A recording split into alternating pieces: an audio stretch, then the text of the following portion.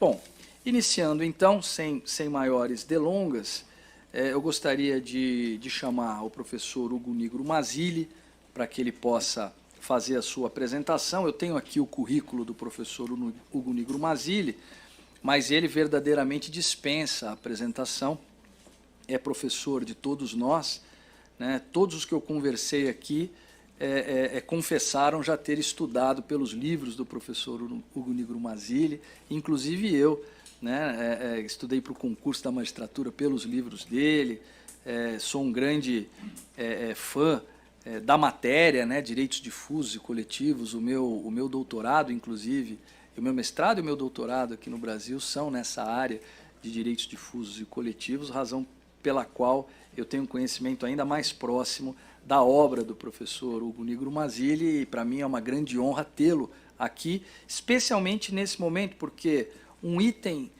que eu destaco do extenso currículo do professor Hugo Nigro é que ele participou da elaboração da Carta de Curitiba, que foi o anteprojeto do Ministério Público Nacional para as reivindicações junto à Assembleia Nacional Constituinte. Portanto, participou da conformação atual do Ministério Público, conforme está na Constituição Federal de 1988. E isso é bastante representativo porque, anos depois, décadas depois desse movimento, o professor Hugo Nigro continua no centro dos debates importantes para a instituição do Ministério Público, e um deles é esse, que é a questão da movimentação na carreira e essa resolução do Conselho Nacional do Ministério Público. Professor, seja muito bem-vindo, muito obrigado por ter aceito o convite de participar, e a palavra é do senhor.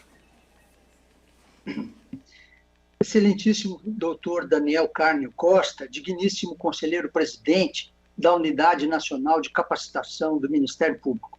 Excelentíssimo doutor Paulo Sérgio de Oliveira e Costa, digníssimo diretor da Escola Superior do Ministério Público de São Paulo, em cujas pessoas peço vênia para saudar a pleiade de autoridades que prestigiam este evento, entre as quais o doutor Mário Luiz Sarrubo, Procurador-Geral de Justiça de São Paulo, o doutor Cleandro Alves de Moura, Procurador-Geral de Justiça do Piauí, o doutor Carlos Vinícius Alves Ribeiro, Secretário-Geral do CNMP, o doutor Ângelo Fabiano Farias da Costa, conselheiro também, o doutor Paulo Passos, também conselheiro do CNMP, e demais autoridades que aqui estão ou estiveram presentes, como a doutora Norma Cavalcante, o doutor Murrieta, o doutor Jaime de Castro, ou que aqui ainda estão a participar virtualmente.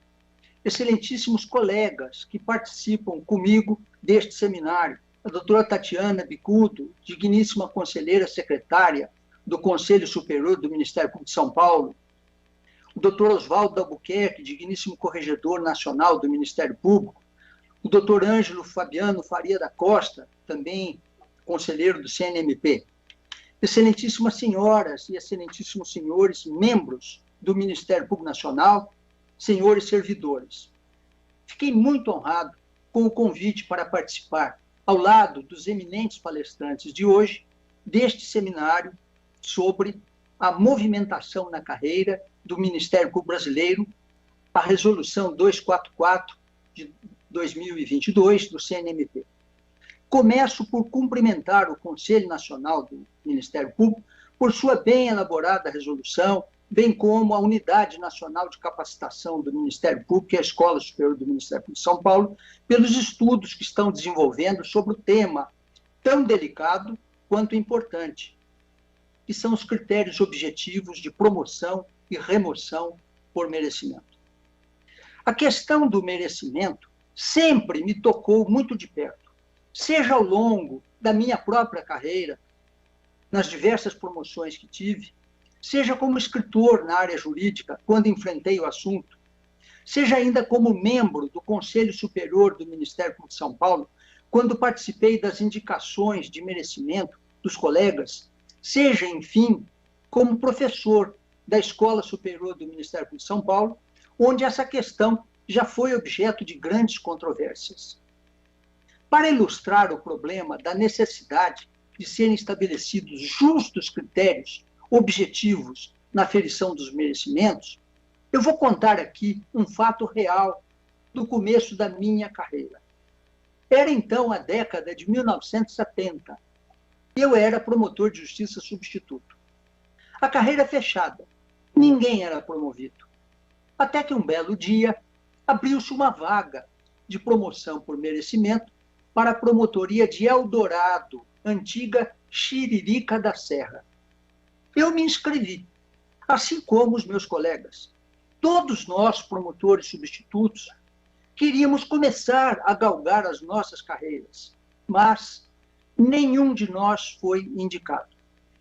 Quem foi indicado, sim, foi o penúltimo classificado do nosso concurso de ingresso, que era também o penúltimo da lista de antiguidade. Naquela época, para a lista de antiguidade dos substitutos, não importava sua ordem de classificação no concurso, e a lei ainda não obrigava a indicação no primeiro quinto de antiguidade. E esse que foi indicado e promovido, ele era o irmão de um procurador de justiça. Foi uma frustração geral. Eu pedi uma audiência com o Procurador-Geral de Justiça, Dr. Gilberto Quintanilha Ribeiro. Ele era um homem formal, idoso, muito fino. E eu, um moço de 20 e poucos anos de idade. Os assessores perguntaram o que eu queria falar com o Procurador-Geral. Mas eu disse apenas, eu quero falar com o Procurador-Geral. Está bem. Eles marcaram dia e hora. E na data aprazada, eu fui até ele. Pois não, doutor Hugo, o que o senhor deseja? Me perguntou o Procurador-Geral. Eu falei, doutor Quintanilha, eu estou vindo aqui dizer ao senhor do desapontamento que a gente tem na instituição de ver que o primeiro colega a ser promovido do meu concurso foi o último classificado, ou melhor, o penúltimo, dentre quase 60 candidatos. Ele olhou para mim como se estivesse vendo um disco voador. Imaginem um rapaz de 20 e poucos anos pedir uma audiência com o procurador-geral para falar que estava descontente com os critérios de indicação de promoção. Mas eu fiz isso. Por fim, ele falou, mas doutor, a comarca é muito ruim. E eu respondi, mas todos nós estávamos inscritos. Pois então, respondeu ele, diga aos seus colegas que todos serão lembrados nas próximas promoções. E o senhor? Para onde o senhor quer ir? Eu falei, eu vou para qualquer lugar do estado. Ele disse, não, o senhor pode escolher uma boa comarca. O senhor teve uma excelente classificação no concurso. O senhor não vai escolher uma Santa Fé do Sul, que é a próxima promotoria vaga. Eu falei, eu vou para Santa Fé do Sul. Vai mesmo? Ele me perguntou, surpreso. Eu garanti, vou. E ele se levantou e me deu um abraço. E o Conselho Superior do Ministério Público, na reunião seguinte, me indicou para Santa Fé do Sul, e lá fui eu para as Barrancas do Rio Paraná, a última comarca do extremo oeste do estado. E foi assim que começou a minha carreira. Esse fato, que hoje pode parecer até um tanto pitoresco, ilustra, porém, como a busca de critérios objetivos de promoção é um problema sério e antigo. Pois é para buscar corrigir tais deformações que a Resolução 244 deste ano, do CNMP, procura estimular a fixação de critérios objetivos de merecimento. Mas, como todos sabemos, é uma tarefa extremamente difícil. A própria Constituição já fixa alguns critérios objetivos em seu artigo 93, inciso 2º, dispositivo esse aplicável ao Ministério Público por força do seu artigo 129, parágrafo 4º. Ela exige alternância de critérios entre antiguidade e merecimento. Obriga a promoção de quem figura em lista de merecimento por 3 vezes consecutivas ou 5 alternadas. Supõe estágio de 2 anos de exercício na entrância. Limita as indicações entre os candidatos que estejam na primeira quinta parte da lista de antiguidade. E manda levar em conta desempenho, produtividade, presteza no exercício da função, bem como frequência e aproveitamento em cursos de aperfeiçoamento. E proíbe a promoção de quem injustificadamente esteja com serviços atrasados. À vista dessas regras constitucionais, é o caso de questionarmos: será que para aferir o merecimento basta levar em conta o desempenho, a produtividade, a presteza no exercício da função, a frequência e aproveitamento em curso de aperfeiçoamento. Basta também não ter autos atrasados em seu poder, só isto. Basta isso para ser um bom promotor?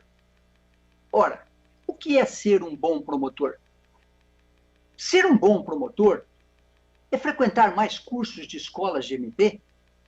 Ser bom promotor é publicar mais livros ou artigos jurídicos? É dar 45 horas de aula por semana em faculdades ou cursinhos? É fazer o maior número de audiências, de denúncias, de processos, recomendações, tomar mais compromissos de ajustamento de conduta ou acordos de não persecução civil ou penal? É isso que é ser bom promotor? Pois examinemos cada uma dessas hipóteses, a começar pelos cursos de aperfeiçoamento. Sem dúvida, os cursos de aperfeiçoamento são muito importantes, previstos que foram na própria Constituição. Contudo, é preciso cuidado para não estimular a frequência apenas utilitária aos cursos. Vejo com extrema preocupação a possibilidade de distribuir pontos para quem faça cursos. E direi por quê. Por 3 motivos não vejo como melhor solução a de conferir pontos numéricos para fim de merecimento a quem fez cursos. O primeiro motivo é que, ainda que tais pontos só fossem considerados em conjunto com outros critérios, no mínimo, acabariam servindo para possível desempate entre candidatos. Assim, daria uma vantagem numérica a um dos critérios previstos da Constituição, que é a frequência e aproveitamento em curso, o que faria diminuir proporcionalmente o peso qualitativo dos outros critérios, especialmente aquele que foi querido em primeiro lugar pela Constituição, que é o desempenho, baseado na produtividade e na presteza do exercício da função. Essa deformação ocorreria porque se tais pontos, por frequência ou aproveitamento em cursos, redundassem em algum tipo de vantagem para quem os tem, trariam necessariamente desvantagem para quem não os tenham ou tenham em menor quantidade. Assim, a mera coleção de mais pontos em cursos poderia determinar uma promoção ou uma remoção quando faltasse elemento objetivo para ferir as diferenças de desempenho no exercício da função, embora devesse ser este o critério mais importante para definir o merecimento. Em outras palavras, as promoções ou remoções do Ministério Público, na prática, acabariam sendo decididas pela mera coleção de pontos em cursos, e não pelos próprios conselheiros integrantes do Conselho Superior do Ministério Público, a quem a lei deu a atribuição exclusiva de avaliar o merecimento. Em consequência, melhor desempenho, melhor produtividade e maior presteza no exercício da função, por falta de melhor critério objetivo para a sua aferição, iriam perder, ao menos em critério de desempate, para quem fizesse mais cursos. E este não é, nem poderia ser, o escopo da norma constitucional. Para fins de merecimento no Ministério Público, não se pode valorizar quem fez mais cursos, e sim, em primeiro lugar, quem é produtivo e presto no bom desempenho das funções. E esta última condição, o bom desempenho da função do Ministério Público, por mais difícil que seja aferi-la, esta condição, sim, é que constitui o verdadeiro escopo a nortear o nosso esforço em busca da justa aferição do merecimento. O segundo motivo pelo qual conferir pontos para quem faz cursos não me parece boa solução é que os promotores de justiça que tivessem mais disponibilidade para tanto seriam os maiores ou até os únicos beneficiados, porque facilmente poderiam colecionar mais pontos. Já aqueles que trabalham em comarcas mais pesadas, que têm que sacrificar o seu lazer, seus fins de semana, suas férias, até o convívio com suas famílias para pôr ou manter o serviço em dia, esses não terão a mesma disponibilidade para ornarem os seus currículos com tantos cursos. Nem se objete que, com os atuais recursos da informática, aqueles que moram em regiões mais longínquas ou que não têm disponibilidade durante o expediente, ou que não dispõem de meios para comparecer pessoalmente aos cursos, esses poderiam fazê-lo a qualquer hora ou dia por meio da internet. É que continuaríamos sujeitos à mesma situação. Apenas aqueles com mais disponibilidade para fazer os cursos seja presencialmente, seja à distância, é que seriam os mais beneficiados com os pontos. E isto sem falar nos riscos que esse critério traz, pois também poderia beneficiar aqueles que, sem maiores escrúpulos, sacrificariam as funções institucionais para ficarem colecionando mais pontos de cursos, o que seria uma questão de delicado controle pelas corregedorias da instituição. Já por sua vez, o colega mais dedicado, titular de promotorias pesadas, trabalhando todo o horário do expediente, mais até além dele, esse não teria condições de concorrer com os demais de promotorias menos sobrecarregadas. E o terceiro motivo pelo qual conferir pontos para quem faz cursos não me parece boa solução é que a frequência e o aproveitamento em cursos não são valores em si mesmos para fins de promoção ou remoção no Ministério Público. A finalidade óbvia da norma constitucional que prevê que essa frequência e esse aproveitamento sejam levados em conta do merecimento é que eles contribuam para o desempenho da função. Assim, uma atualização necessária e um aprimoramento funcional palpável são o escopo da norma. Ao contrário, num argumento ad terrorem, não teria sentido considerar que quem fizesse um curso sobre o direito de as potências mundiais colonizarem o planeta Marte merecesse mais promoção ou remoção, ainda que por mero critério de desempate, do que aquele que não tem pontos de curso, mas ficou o tempo todo à frente da sua promotoria, com desempenho adequado, segundo critérios correcionais objetivos, que devem ser aferidos pela instituição e devem constar do seu prontuário. A finalidade dos cursos, ao menos para fins de valorização do merecimento, é apenas a de melhorar as condições de desempenho, produtividade e presteza no exercício da função do Ministério Público, e não dar vantagens de pontos para quem os faz. A frequência e o aproveitamento em curso são apenas fatores a serem levados em conta na promoção do merecimento. Se frequência e aproveitamento em qualquer curso merecem ser sopesados em favor de quem vai ser indicado à promoção ou remoção, e realmente merecem, quem tem que fazer essa avaliação é somente o Conselho Superior do Ministério Público, e não o BEDEL, que controla a frequência do curso, nem o professor, que dá as notas de avaliação do aproveitamento do aluno, pois para fim de merecimento na instituição, o que interessa é apenas a repercussão que esses cursos tenham no desempenho concreto da função do Ministério Público. E essa avaliação, por lei, é do Conselho Superior do Ministério Público, independentemente de pontuação numérica, para cuja contagem de frequência bastaria um BEDEL. E nem precisaríamos de conselho. Ora, somente os conselheiros têm o poder e o dever de avaliar e identificar o merecimento. De fato, como exige a Lei Orgânica Nacional do Ministério Público e a Lei Orgânica do Ministério Público da União, o merecimento deverá ser apurado pela atuação do membro do Ministério Público em toda a carreira, levando-se em conta, entre outras coisas, sua conduta, sua operosidade e sua dedicação no exercício do cargo.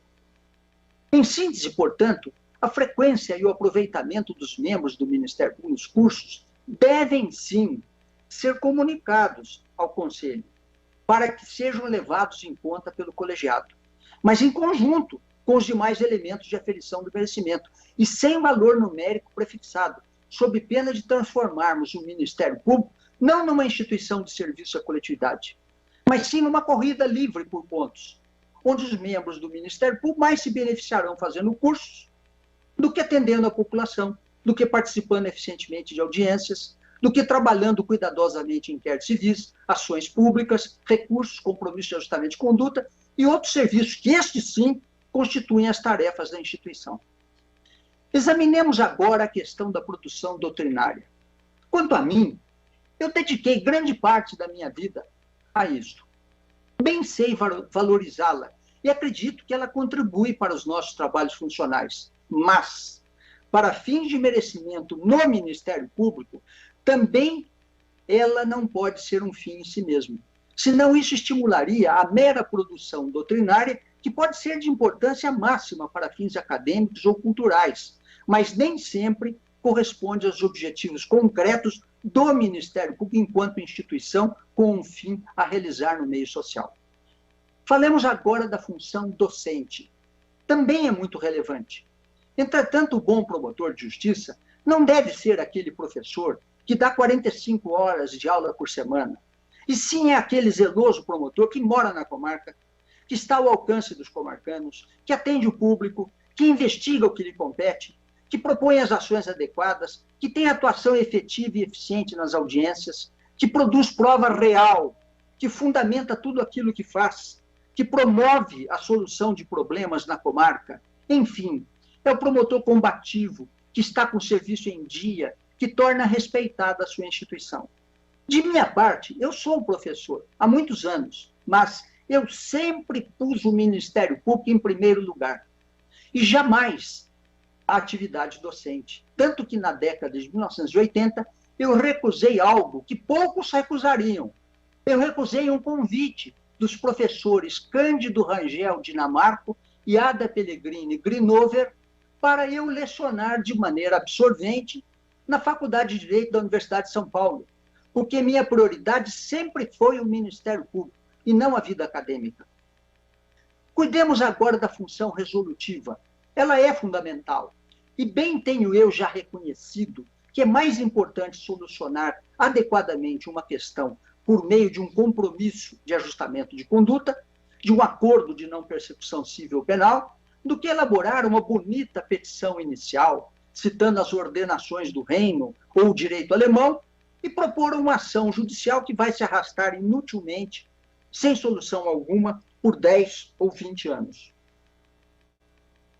Entretanto, também aqui é importante levar em conta que não devemos nos iludir com uma atividade resolutiva apenas aparente, que, no fundo, pode mascarar uma atuação social de superfície e que provém de um promotor que descure as atividades funcionais que não aparecem tanto na mídia e faça compromissos de ajustamento de conduta bonitos, mas inexequíveis, que só vão dar aparência de eficiência a um trabalho pretensamente resolutivo. Assim, sem dúvida, é importante expedir recomendações, celebrar TACs, etc., mas é preciso levar em conta que não é nada difícil para o administrador que assina o TAC concordar com uma bela recomendação do promotor, assinar um bonito termo de ajuste de conduta e depois não cumprir nada e deixar o problema para o próximo administrador, o qual, sem dúvida, alegará falta de recursos orçamentários, como só aconteceu. Consideremos, por último, a questão do desempenho e da produtividade. Quanto a estes, a avaliação objetiva é ainda mais complexa. Sob pena de cairmos no absurdo, não poderíamos crer que a Constituição tivesse querido dizer que, para aferir de forma objetiva o desempenho e a produtividade, bastaria consultar a produção numérica do candidato. Fosse assim, um promotor que desse mais denúncias teria mais merecimento do que o outro que desse menos. Mas isso seria olvidar a complexidade de uma e de outras.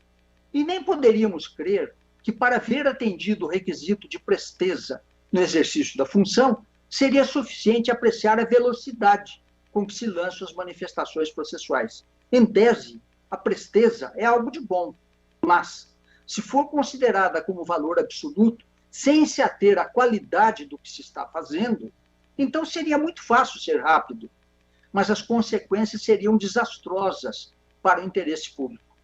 Por outro lado, o perfeccionismo pode gerar trabalho primoroso, mas à custa de gravíssimo atraso em todos os outros processos, o que também é prejudicial ao exercício regular da função. Façamos, então, uma apreciação conclusiva. A primeira providência que eu sugiro será assegurar a alternância de critérios em cada cargo vago.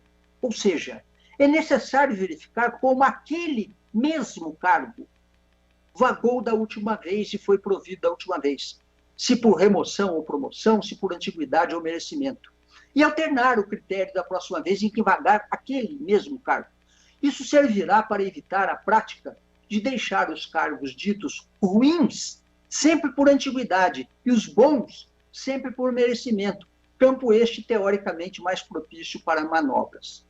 Igualmente, não se pode suprimir do Conselho Superior do MP a fixação de critérios para avaliar o merecimento. Sei que sua liberdade excessiva pode prestar-se a abusos, e por isso há a tendência compreensível de tentar transformar em totalmente objetivas as promoções ou remoções por merecimento.